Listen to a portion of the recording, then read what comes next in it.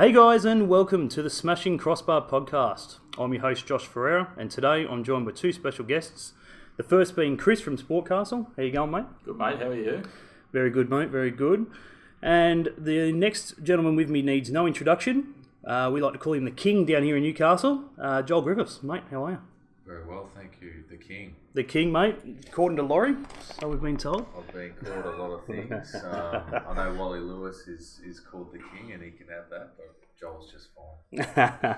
Well, mate, I'm only going from what he was telling us, mate, and nothing but big raps for you, big old Laurie. So yeah, mate, we're obviously just here to obviously get a bit of a rundown of the season ahead. Obviously a little bit about your career and obviously what you're up to these days. So, Chris, why don't you start?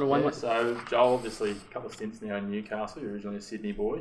Newcastle's home now for you. What is it that's attracted you to Newcastle and kept you here in the long run? I always say, obviously the place is Newcastle, right? It's pretty beautiful. I think everyone can agree with that.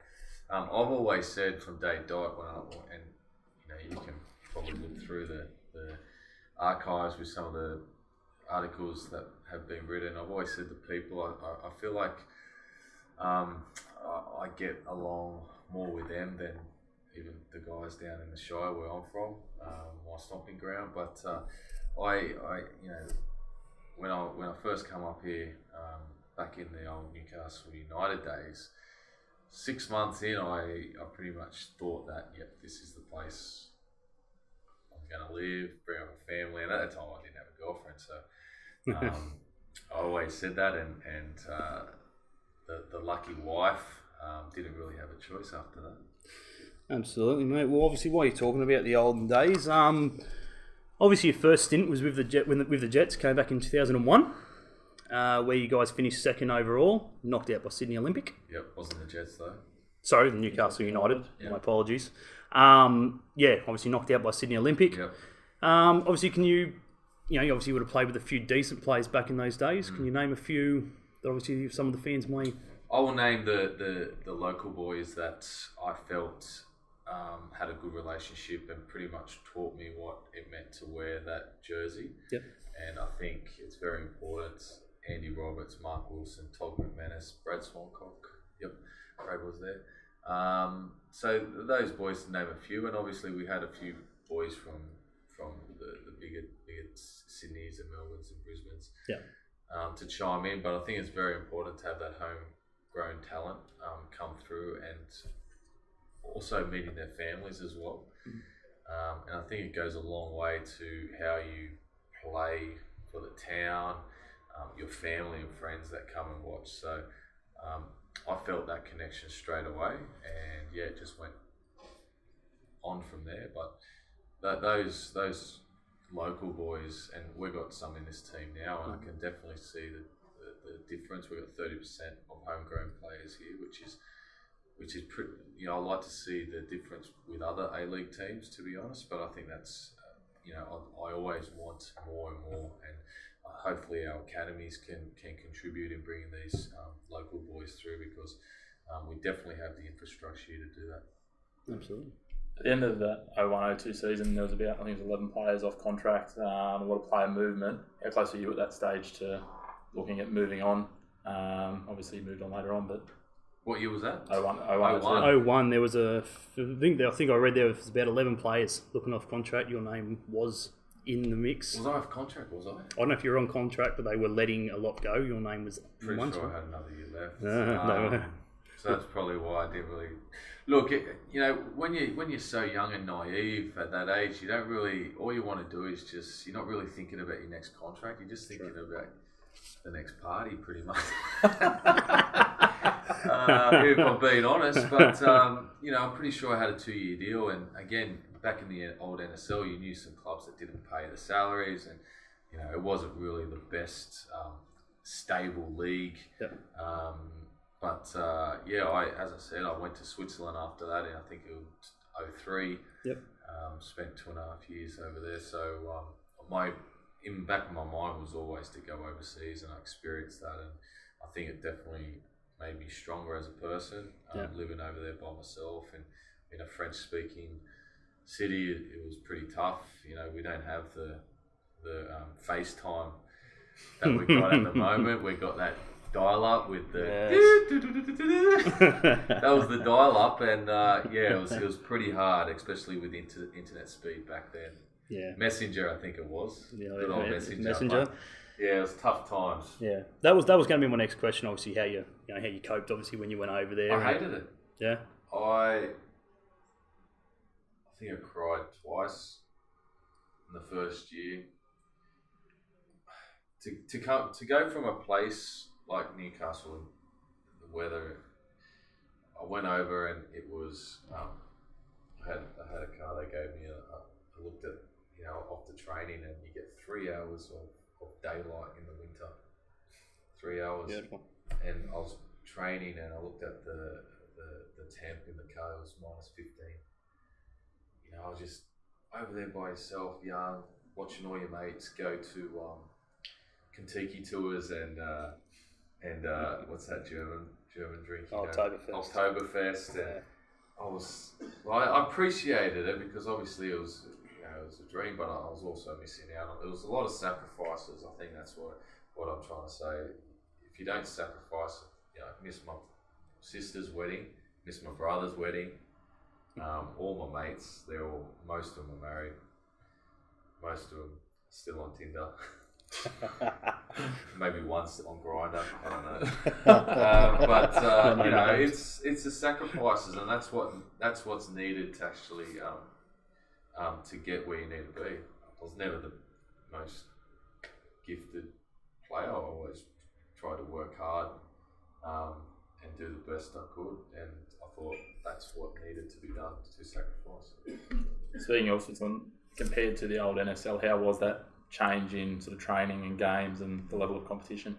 Yeah, and back then to now is a whole new level in terms of preparation and that. I see the boys going out, which is good by the way. You see the boys going out and they've got a bottle of water in their hand. I'm like, wow, things have changed. I from NSL obviously to the A League, the hype around the A League, where it's come from, I think was an interesting change coming back from Leeds United into the A League. I felt the game was getting the recognition it deserved, and obviously people were talking about it. It's still got a long way to go, definitely, and we'll continue to strive as best as we can to get where we need to be. But as I said, from NSL days to where we are now, it's just phenomenal how far we've come in that small time. Yeah, so obviously you just stated a little bit about Leeds. So after Switzerland, you did move to Leeds. When you first went there, obviously must have been a dream come true. Obviously, getting signing for a club like Leeds, obviously with Australian players already been there and so forth. Yeah. What was it like? Leeds was good. Like as I said, it was. I always dreamed on playing in England, and it was definitely an eye opener. Living in a real English speaking country for starters, which was good. But I think things happen for a reason, and I fell out with the manager really early, and it didn't help with the team going on a ridiculous run to make the playoffs. So it was really hard to get back in the team. But if I stayed in Switzerland, I would have been in the World Cup squad, and only because I was playing and I was involved with the squad, with the qualifiers and that. So, in hindsight, I sort of regret it a little bit because it was pretty much a wasted 6 or 8 months or whatever it was there. And I still had another year left, but I chose to leave because I just needed to play. When you're young, you just have to make sure that you're just playing, especially at that age. I think I was 25. Turning 26, and I got a phone call from what's his name? Negorotto. Okay. Remo Negorotto, and the rest is history pretty much. I pretty much went back there, and I knew where I was going and what I was getting myself into. So ended up being really successful, and it took me on to another journey. Absolutely. So as you say, you came back 06 to the Jets. Did you know early on at that point the sort of journey that the Jets were in the path they're on for those next couple of seasons? I had one eye on them and one eye on Leeds, to be honest, and I felt the hype was definitely back in the A League, and I wanted to experience that. I just didn't think I would experience it so quickly, and I went back there, and the first season wasn't so great until Nick Theo got the sack, and then we went on a ridiculous run to make the semis, and then you sort of felt the momentum shift.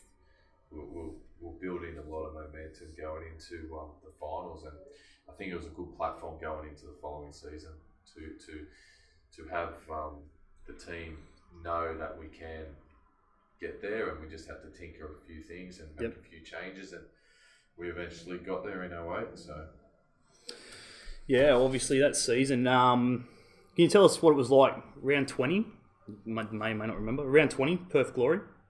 Obviously, massive bogey side for us. Scoring 2 goals, extra time. Yeah. What was that hype to get to 3-3 finish? First of all, we got away with that one. It was an interesting game. I don't think we deserved to win. I don't think we deserved to lose either. But that's what happens, and it was an important goal. Not sure how I scored. I think it come off my thigh or something. But you look back. Even your kids, my kids are starting to get a little bit switched on about what I did. She wants to be a Matilda. My son just wants to be a UFC fighter. But he's only 5. You look back on these things and you sort of you don't appreciate it until it finishes, because you're so caught up in training and the day-to-day being a pro, that when you finish you do have a bit of time to reflect. Well, I don't know at the moment.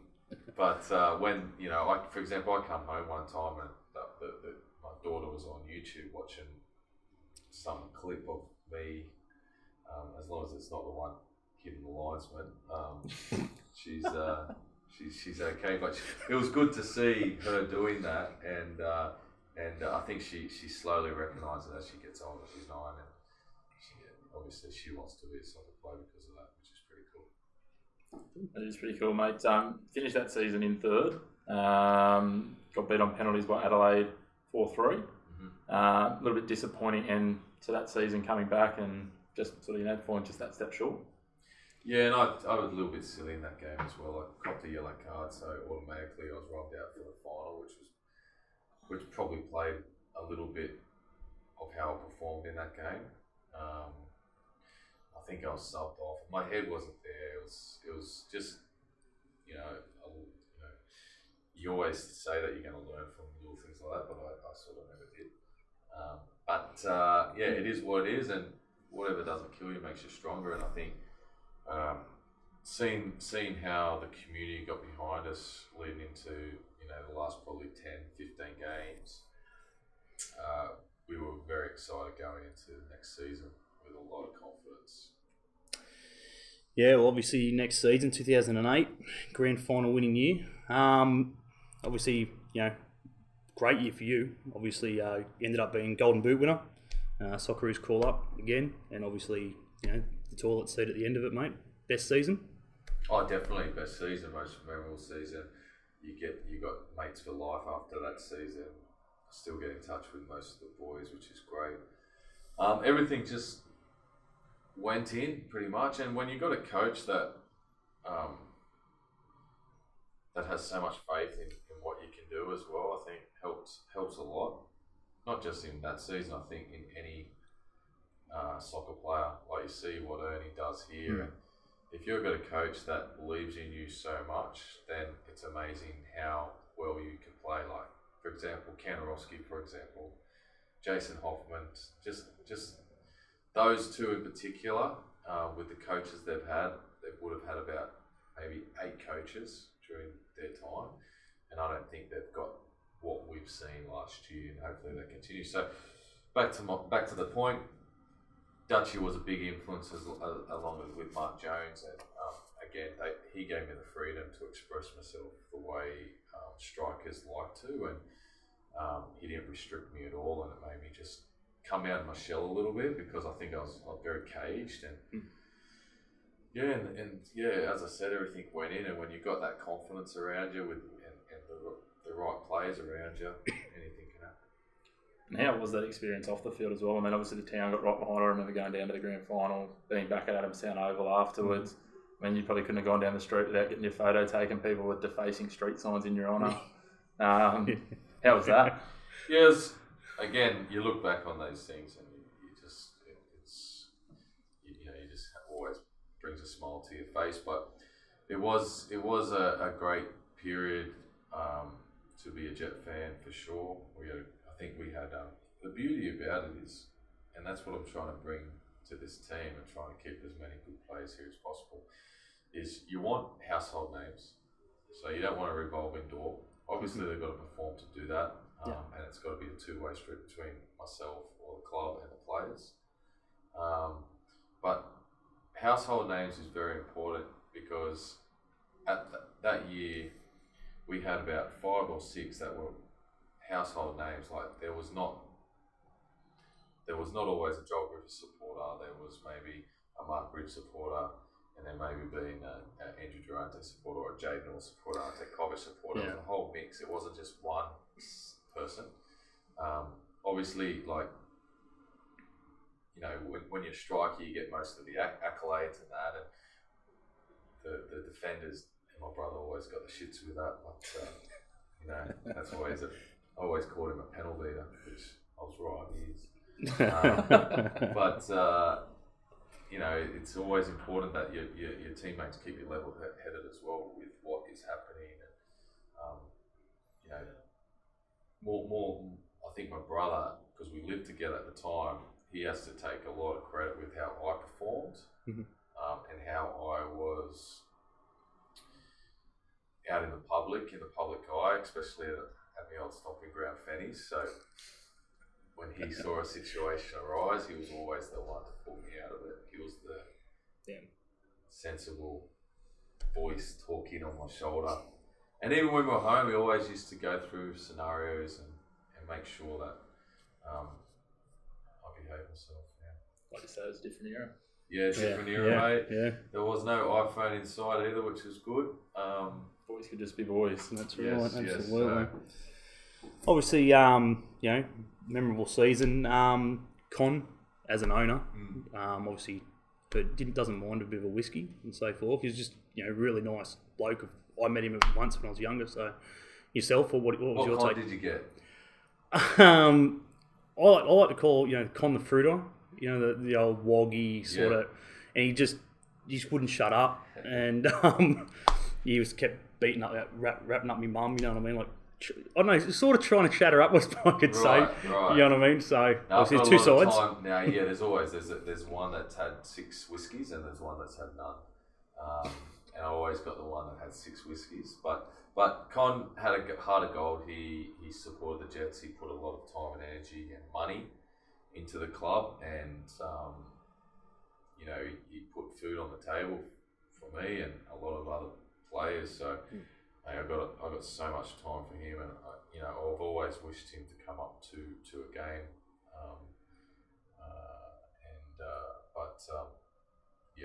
He's one person that he's done so much for Newcastle Jets, and it's just a shame how it ended, I must admit, but that's part of life, and we've got a new club here, and we try to bring people back to the club, not so much push them away. So, and it's not just him. I've got a whole list of people that I invite constantly to games, and it's just up to them whether they want to come or not. 100%. Chris, mate? So obviously after that season, you left on loan. It was announced early on that you'd be going, and then it was announced that you'd return in July. Was it just a short-term loan, or did it not quite work out the way it was intended? Was that to Japan or Beijing? I believe that was to Japan. Yeah. So there was, well, it didn't help with Lubarski getting sacked. So that was probably the reason why, and I was caught up into the national team. And it's a funny story. I wanted to leave early. I wanted to cut my contract, and again, me being naive, I just thought you could do that and just say, "Listen, don't pay me." And there was no games left, by the way. No games in the J2 left. And I said, "Listen, don't pay my month's salary. I'm not coming back." Right? They paid it anyway, and I still left. So that's just the Japanese for you. Very structured, and yeah, if this is the contract, they're going to pay. Yeah. But that was a good experience. Obviously, it was a first time to Asia playing and living. Didn't have any kids at the time, so it was really enjoyable. and then and Lebarski, and it didn't work out with him. We weren't the best side, and he got sacked, which means I was gone as well. So it was a good experience, though. Good eye opener. Yeah, well, it wasn't too long before you obviously were jetted off again. This time over to see your brother over at Beijing. Mm-hmm. What was that like? Obviously, being able to play in obviously a big club. Yeah. With obviously you've got family there as well. It must have been a massive help. First month, probably the first 3 months, I was staying in the club's hotel, and it was where the hotel wasn't the best area in Beijing, and I was like looking around, going, "What the have I done?" But I'm thinking to myself, "What have I done?" And then, training, or meeting the boys and that they were really good to me and my brother.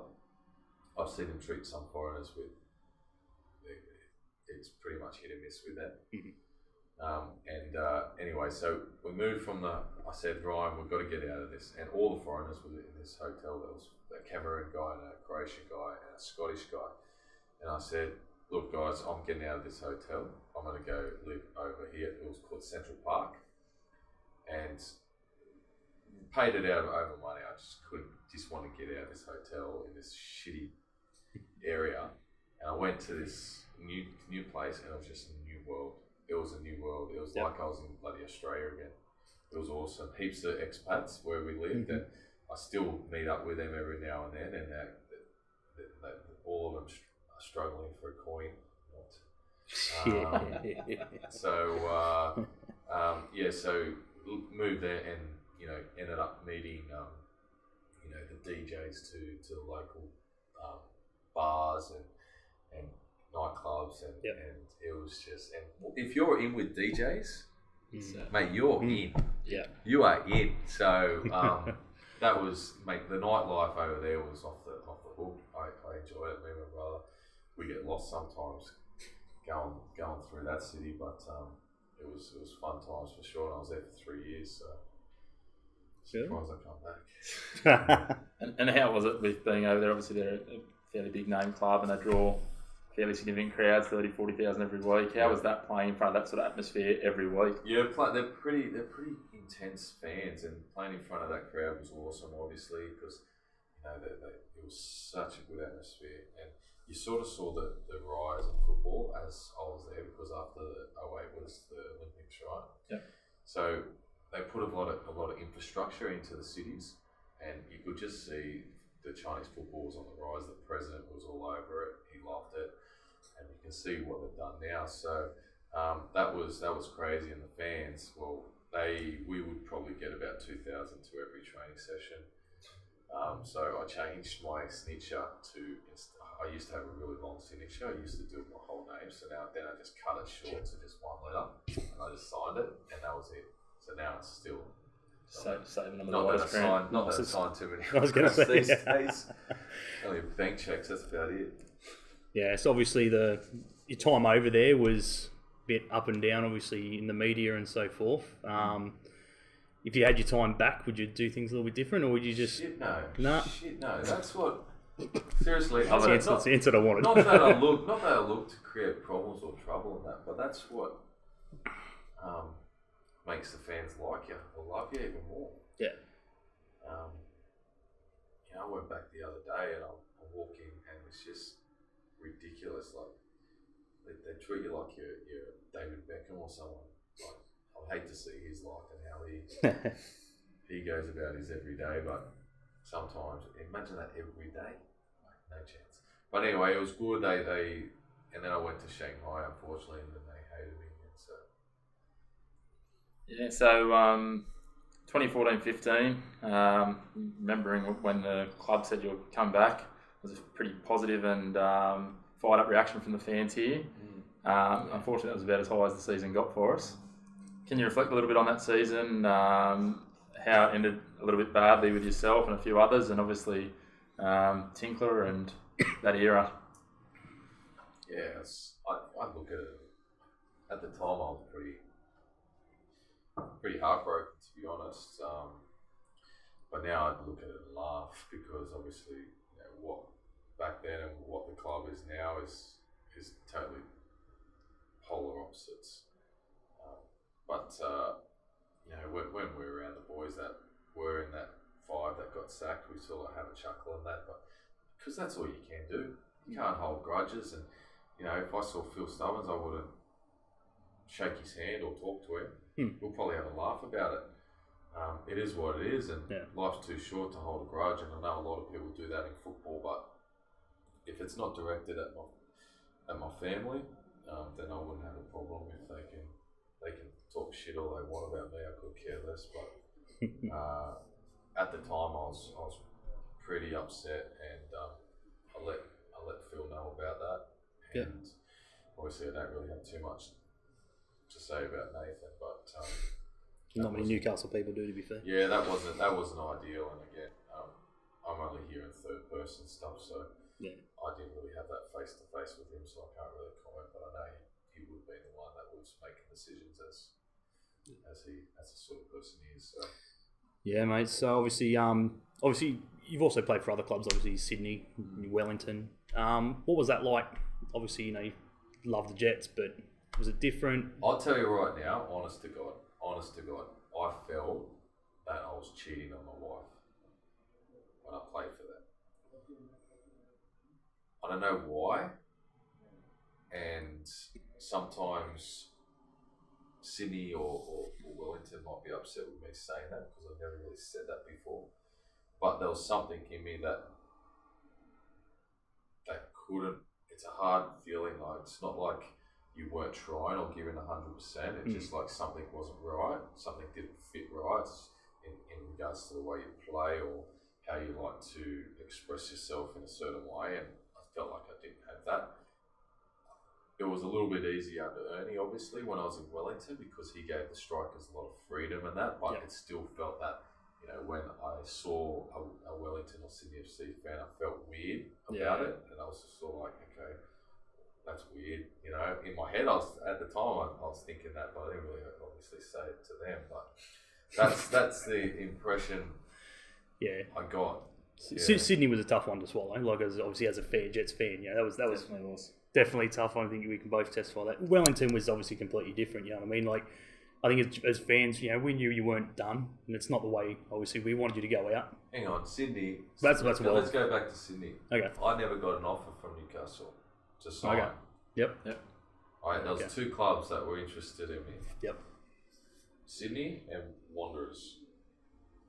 2 clubs. So 2 managers contacted me. I don't even know who the coach was at Newcastle and who the CEO was. Maybe it was Robbie. Yeah. I think he was, not that they didn't want to, I think they just couldn't. Yep. But so who was the coach at that time? Because what do you got? Friggin', that was early. Was it Chelina or? Yeah, it would have been. Yeah, it would have been. 100%. They weren't in the market. Yeah.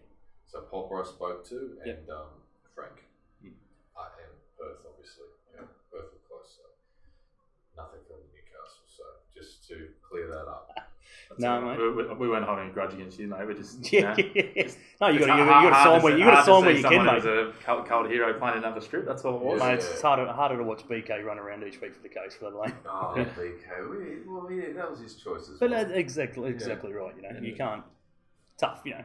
Wish he was still here, but obviously you got to do what you got to do. You got to support your family, and obviously, correct. 100%. We'll jump in obviously to the Jets itself. Current. Yeah, exactly. So, I guess from a point of view of getting the fans on board. Membership numbers are looking good, but if you could say anything to the fans to get them on board and buy a membership for the season, what would that be?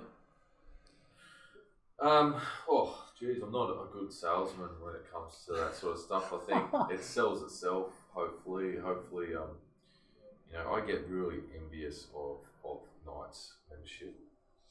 I went to a few Knights games this year, and obviously it's not a good season, but the product I saw with that game I watched compared to what we have been giving, it's chalk and cheese. I'll just say it right now.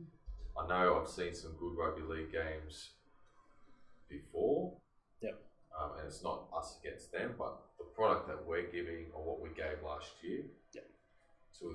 And I always go to these games to experiment to see if I can learn something from the experience going to the game, to lining up, getting a beer, getting a meat pie or whatever us healthy blokes eat these days now they're not playing, and what they're doing on match day. Yep. I'm learning. I'm constantly learning. I want to know if that's working, if that's not, Yep. and hopefully bring that to what we're doing on match day. So, but I just feel that what we did last year, it's going to be a lot harder this year, and we need everyone's support, and hopefully it becomes a fortress. Yeah, we'll talk a little bit about obviously last season. Obviously, outstanding season from probably say start to finish. We didn't really have an up and down. It was pretty constant flow, obviously, other than injuries, and so to speak. Your take on the season, like 100% success compared to obviously Wooden Spoon last season, the season before. Yep. No, I think all the boys ripped in pre-season. The key was that we didn't get many injuries during that time, which made them get that base they needed to last 28 games. Yep. A lot of newcomers over-exceeded. Joey Champness become a crowd favourite, and he was relatively unknown. Johnny Kotrumbas, Ivan Fawitza, Stephen Ugarkovic, we all knew what he could do, but he sort of went to strength to strength. And obviously Jason Hoffman and Kandarovsky, and you sprinkle the special players like the Dimmy and Ronald onto that. Obviously Ronald had broke his legs, so that didn't help. But to lose your marquee in the third game and have a season the way we did and finish the way we did, I think it's only a testament to the players. And obviously we've got a great coaching staff who play an attacking brand of football, which is why our attendances went up. It's as simple as that, and we'll continue to do that, because I listen to Ernie's team talks all the time, and it's the only time I actually want to put my boots on again. Even though I won't, because that's just going to be embarrassing. But it just makes you want to score goals and attack and constantly attack and face forward, play forward. And so he's definitely drilled that into the players, which you guys don't see, but I see week to week or day to day. Yeah. It's definitely refreshing. And I've said this before. If the A League had 10 Ernie Merricks, the popularity would be a lot better, and I mean a lot better to what we have at the moment. Yeah, obviously the game obviously that stands out in mind. Central Coast end of the season, we smacked them down there. It just the attack was just on, and it was on for 90 minutes, and we didn't let up. Which hopefully this season we can see fourth again. And we're always going to lose players. That's just part and parcel of, like, Riley McGree was a hard one to swallow. I really wanted to keep him and sometimes you can't do anything about love, unfortunately. So he goes down there to Melbourne City, that was a tough one because out of all those guys, he was probably the one that I wanted to keep. Anyway, we hopefully it's someone else to step up, and we've got this Brazilian fella in who will be playing as a number 8, and hopefully can do the job while Roy is out, and hopefully have some good combinations with Dimmy and Ronnie and the rest of the team. So Certainly look forward to that, mate. You touched on pulling the boots on just before. Yeah. You've been running around in the NPL this year. Yeah. With a few other decent names. Yep. Are you going to pull the boots back on next year? Don't know. My wife wants me not to. They always say that, don't they? I was going to say, you've done that for years, sure. She wants... She's just obsessed with me, what can I say? Yeah. She hates it, actually. She hates me playing. But even like... I didn't do the Mad Monday, thank God, but I'm so glad I missed that one. But like she yeah, we'll see. But at the moment, I'm pretty content with. Yeah, I'm not sure. I'm not going to say anything because I don't want to. Just on Lambton, obviously. How is it still running around some of those guys Yeah, you touched good. on earlier, like Swanee, obviously from your early days at Newcastle United, still. Yeah, really enjoy it. They're a good bunch of guys we've got at Lambton, and to be honest, across the whole NPL, I think I was expecting them to kick the crap out of me, or you get some hero that will try and hurt you or whatever. But seriously, the whole league have been nothing but so respectful to myself and my brother, and even when I see them out, they have a good. And that's what I love about Newcastle. And we go back to why I chose Newcastle. Well, that is the reason why. I don't think anyone has a big ego, and if you did have a big ego, then I'll probably get a punch in the face for it. So that's why I resonate so much with the town because of the people that's in it. No worries, man. We'll quickly obviously do a wrap, obviously the season ahead. Just wrap it up shortly. Obviously the signings, Brazilian coming in, Mitch Austin obviously coming in as well. Yep. Good signing for us, you feel? I'll tell you 9 months. Tell you 9 months? Yeah. No. Look, Mitch Austin is an interesting one. Obviously, he did his ACL, so I like these stories that when you give him a second chance. Obviously, he's only signed till the end of the year, and he's got enough time to prove himself and get fit. But you can see what he can bring to the club, and that's a lot of speed and energy. So hopefully, we can get a lot out of Mitch. We also signed a guy from the NPL as well, Kane Shepherd, and he really impressed me in the friendly game in the under-20s. And again, these are the stories that I like, the guys that have slipped through the cracks, and hopefully we can become a household name in the A League, and a lot of people can talk about NPL because I think there's a lot of good talent in the NPL. You just got to find the right one, and obviously you got to find the right coach that can get that out of that player. I think that's half the battle. And that's half the battle as a coach. So very interesting times ahead with those two players, and obviously you're probably going to mention about the Brazilian. So he brings a lot of experience. He's played, actually, funny enough, he played against Ernie Merrick in 2011. There you go. You've heard it here. No one's picked that up yet. So right. Maybe Tom Smitty's, maybe. So that's an interesting one. 2011, he was playing in Jeju United against Melbourne Victory. 1-1. Yeah, right. There you go. Heard it here first. Yeah. Obviously, this season, we want to do better than obviously we did this last season. I think we've got the squad to do it. Obviously now, these younger blokes coming in as well. The keeper situation with Mossy, obviously we've got the spot there. Mm-hmm. We are looking at youth or experience. The spot there. We're gonna, as I said, Ryan Scott was up here trialling. He did well, and we've got Luis Italiano. So we want someone that can push Mossy. Obviously, Mossy would be number one at the moment, and that was the decision we just had to make because of Jack Duncan leaving.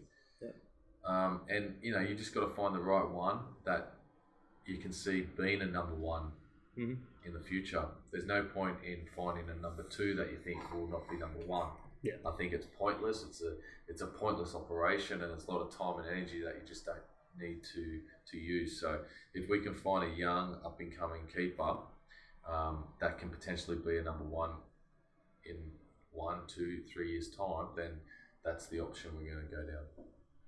Absolutely, mate. Well, obviously, we'll just wrap it up there. It's got a couple of real rapid-fire questions for you, mate. Obviously, the fans might want to know. McGree's chances. Will he get the Buckus Award? Yeah. Everyone's been voting I for bloody it. hope so because regardless of what you think or what your thoughts are, if he meant it or not, I think instinct. You just got to say yes, he did, and take his word for it, and instinct like that creates a special goal like we've seen. So let's fingers crossed, and obviously, just to be nominated, I think is quite impressive, and it will definitely put the A League on the map once again.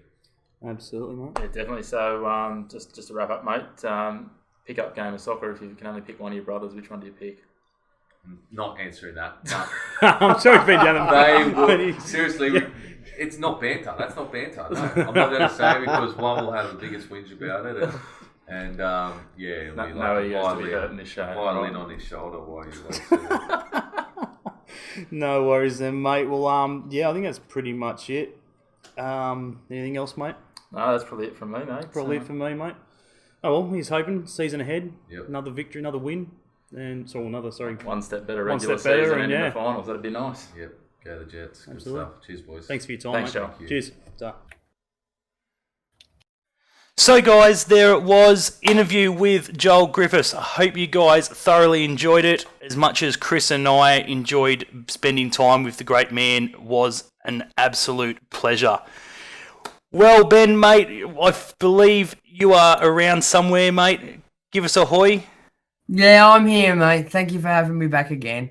No, mate. It's damn shame you couldn't be there with us, mate. You would have thoroughly enjoyed yourself on that one. Oh, yes. So, yeah, guys. So before we obviously end up with the episode, we're just going to run through obviously the round 6 tips. With obviously Chris and Lockie's tips and Ben and mine. So we'll quickly start with Fulham versus Watford. Ben, mate, what's your tip here? Mate, I am going to go with the Hornets for this one. Hornets? Yeah, mate, clean sweep there across the board. Everyone going Watford on that one. I do not believe Fulham's going to have the legs to friggin' stick with them in the end. So all going the Hornets there. Move down to United versus Wolves, mate. Oh, see, this one's a bit of a tough one, but I think I'm going to have to go with the Red Devils, mate.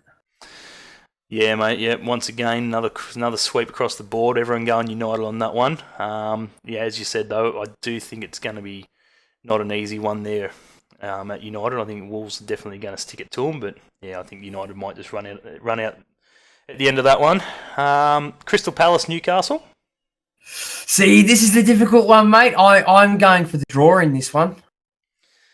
Well, mate, Chris has gone with you on that one. Definitely going to draw with you. Lockie's gone Newcastle. I'm going to go... it's a hard one, isn't it? I'm going to go Palace. I'm going to go the other way. So 2 go on the draw, 1 go on Palace, 1 go on Newcastle. So someone's going to definitely pick up a point there. So we'll move into Leicester Huddersfield. See, this is another difficult one too, but I reckon the Foxes are going to get up over it, mate. Yeah, Chris going Leicester there. I'm going to go Leicester as well, and Lockie going Huddersfield on that one. Cardiff versus City. Oh, come on, mate. Do you even have to ask? Yeah, I think as much as we'd all love City to get beat, as none of us are City fans, I do not see him getting beat by Cardiff. I dare say they'll win this one quite comfortably. Yeah, I'd agree with you on that one. Obviously, another classic. Will we go 6 out of 6? Liverpool versus Southampton.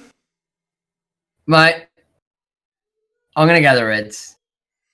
Good boy. Good answer. West Ham not looking too crash hot this year. I'm actually a bit worried about them. West Ham or Southampton? Oh, sorry. Southampton, sorry. We'll get there. We'll get to the Hammers. So yeah, obviously everyone going Liverpool there, nice and easy. Me personally. Oh wait, hang on. It's Liverpool versus Liverpool's Youth Academy. Correct.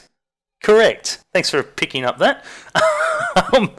Yeah, absolutely. They're dumb enough to sell us decent players. We'll play them.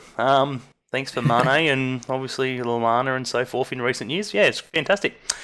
We'll move down to Burnley versus Bournemouth. I'm going to have to go Bournemouth in that one, mate. Yeah, I'm gonna go Bournemouth with you, mate. And Lockie's gone Bournemouth as well. Chris has gone the draw. Oh, okay, yeah. So moving down again, we've got Brighton, Tottenham. Oh, I'm going to have to go Spurs, mate. Yeah, you and Lockie have gone Spurs. Chris has gone the draw, and I definitely think Tottenham are going to beat Brighton. I'm not too sure. Maybe Chris knows something we don't, but I do not think Brighton are going to pick up a point in that one, let alone 3 points. Yeah. We'll finally get down to them, mate, now that you were talking about them. The Hammers versus Chelsea. Are they on the up? Revenge finally after knocking off Everton last week. Sucked in, Chris. Just letting you know. It's about time. But West Ham, obviously, the other boys have gone Chelsea. I'm definitely Chelsea too strong, mate. Yeah, 4 of us going Chelsea there. I'd love to see the Hammers knock them off. That'd be quite hilarious. If West Ham get up over that, I won't be disappointed. Put it that way. Neither will I.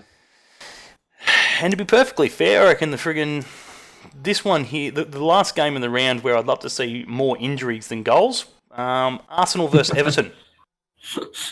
I'm going to go with the Gunners, mate. Yeah, around the board there. I think everyone's going Arsenal on that one. I do not think they're going to get beat again, though. Hopefully, there's bad sportsmanship as it probably sounds. As a Liverpool fan, I'm not a big fan of these guys, so I hope they do get flogged, both of them, and a few injuries get picked up. So, too easy, mate. Thank you very much for your short time on this episode.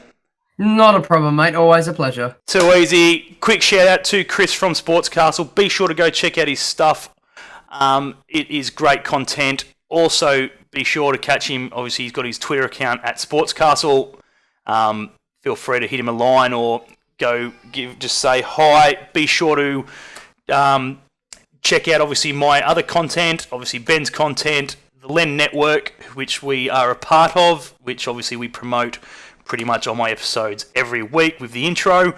Best way to contact us again is through Discord. The link will be left down below, and obviously as well as the Len contributors details if you want to get in touch with those guys. And if you guys are looking at going to Adelaide round 2, myself, Ben, Chris from SportsCastle, and Terence from Wireless Vlogs, plus a few other of the guys will be in Adelaide. Be sure to come and say hey, and if you want to be part of the show, we will be doing a fair few live stuff from Adelaide, so don't be shy, come say good day, have a few beers, and more than happy to have a chat with a lot of yous. And again, till next time, guys, we hate Coast Scum. See you guys.